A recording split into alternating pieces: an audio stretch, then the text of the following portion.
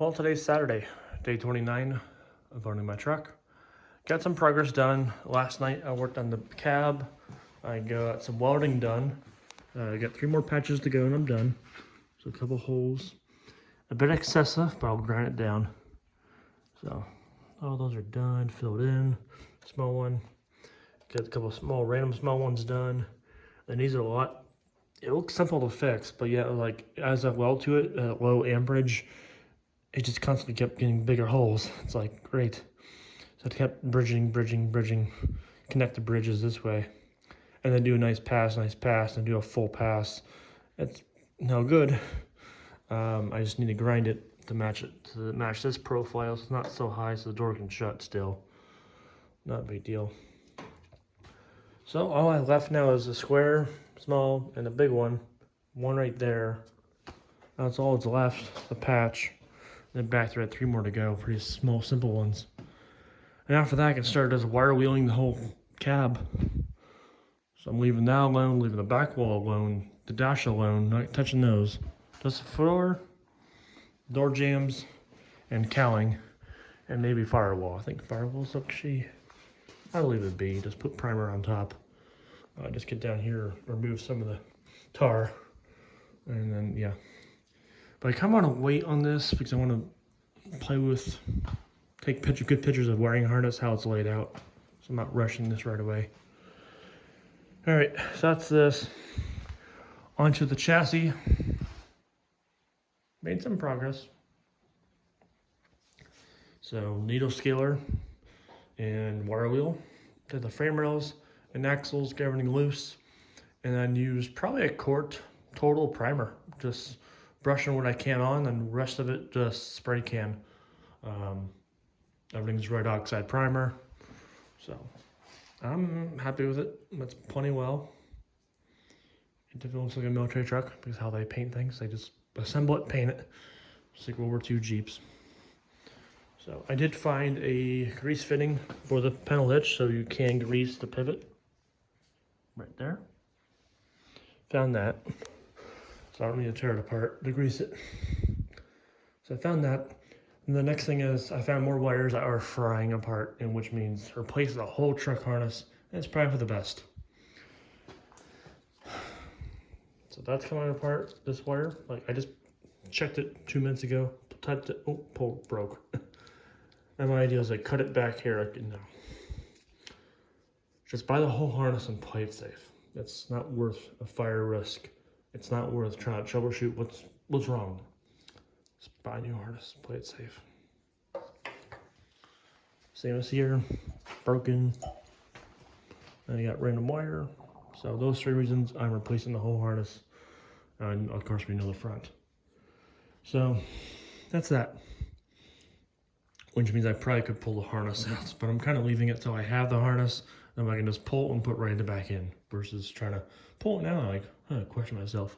Yeah, it's just I take pictures, but still, I'd like to have a visual too. Alrighty, anyway, that's that. Yeah, well, that's done. Tires are back on. Tomorrow we're gonna roll this outside. I need to pull a divorce case out with the tractor, and then we need to wash the front of the truck. And it's already mostly degreased, but when the cap came off, I never washed it since then. So I need to, wherever's just dust and dirt, remove before I can strip down more. There's not much tar left, just on the outside channel of the frame up front. That's all that's left in tar. A lot of it by the front tire area. But yeah, do that, roll in the shop, work on those. This can sit outside. The way I want to do just the back now, of course, I can only fit in the garage now, but now it's in primer, not bare steel by any means. So you can sit outside in the rain or snow and not worry about it. And also when it sits outside, it's gonna get wet. And on top of that, when it's all finished, I'm gonna just give the truck a nice wash because I didn't take tires off at all until just now. And yeah, they're pretty dusty, dirty. So I painted only up to where it bolts on, and that's it. The rest of the drum I need to wash, so. And all the wheels need wash before I even paint those too. So that's why that's how they are. So that's where I'm at. I got up to the air tanks, one underneath the truck, spray painted all those. Yeah, we're good up to that point now. So, put some installation boards there, I think yesterday, put those up, and they're doing a good job. I had that door open because just trying to, it's all paint fumes. So, alrighty, so that's all this, and that's it for the cab. Yeah. Next part of the video is today. I went to town to Walmart. My friend posted on Facebook that he's down there as a fireman, volunteering for Toys for Tots, just trying to collect toys at Walmart. And I took a picture of the fire truck and a big 7-ton 6x6 Marine Corps truck parked next to it, and I knew the motor pool. So I drove down there and just talked to him for about half an hour, and that's that. And then the Marine Corps, someone started up the truck. Go watch the truck idle. It's quiet. The Oshkosh 7 tons. And after that, just talked to each of the Marines. There's like 7 Marine guys there and 2 girls. Talked to them. Talked to the captain. I used to know all the Marines there because I used to be a Sea Cadets. The Sea Cadet barracks are next door to the Marine Corps. On top of that, I used to work for the base, civilian contract, doing maintenance, so I knew the Marines too. Well, apparently they all left. There's a new command that came in, new captain, and all the other motor pool mechanics, reserves. Only Alex and one other guy actually know that it's still there. But yeah, that was that. That to each one.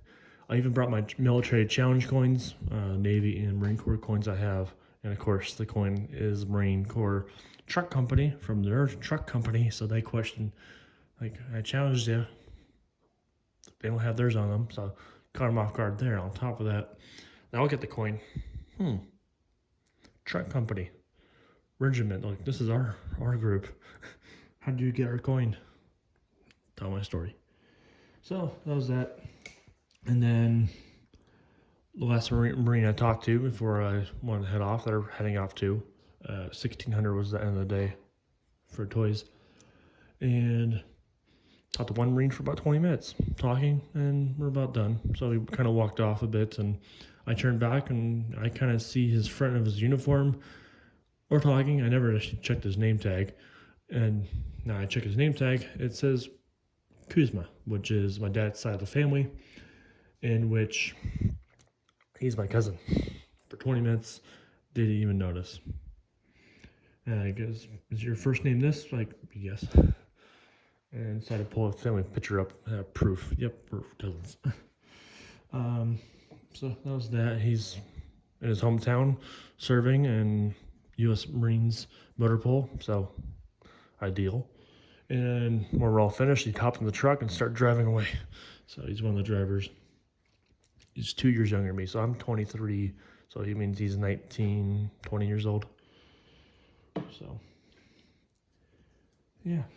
And with that, I'm kind of like, you join the Marines, and then my fellow 3 other Sea Cadets I'm friends with all join the Marines. One's Army as well, and one's Navy, and one's 2 are Air Force. So, but I never joined, and neither did my other friend from my high school from Sea Cadets. Never joined. I'm still constantly thinking back and forth. And that's why I'm really passionate for this truck to work on, being military, and me having my Woodland BDU uniform, wearing that. So bring this to airsoft field, bring this to convoys, bring this, it's more passionate than my previous Jeep I had. That was fine, but limited to Willie's reunions to go to, which is a 2-hour journey. Got a trailer it. Unlike the Jeep Club in town, they're all modern Jeepers, but I can't travel. I can't go that fast. With this being military, it's got more of a group to be in and not go so fast. Anyway, and not to go heavily modify this, stock is plenty. I'm going to add a winch, 12-volt conversion for a few modern accessories, bigger tires eventually, a back winch, but that's all kind of like military issue stuff besides the 12-volt stuff. But anyway, so I'm kind of like back and forth with myself on joining since high school, Biggest thing is for me is back then was my ASVAB score to get a score test to get on to join and see where you position yourself. Well, in high school, when the Marines military came in to do ASVAB for score for all the seniors, I did not care less about the ASVAB score because I was taking a biology test at the current moment. And on the announcements, all seniors come to this room for ASVAB testing. All at random. I'm studying hard than just trying to pass my biology class, getting a C in class, trying to pass. And this test pops up to do at random, like, skip this whole thing. I get frustrated. I'm just trying to pass biology. So I went through the whole ASVAB, just cast randomly.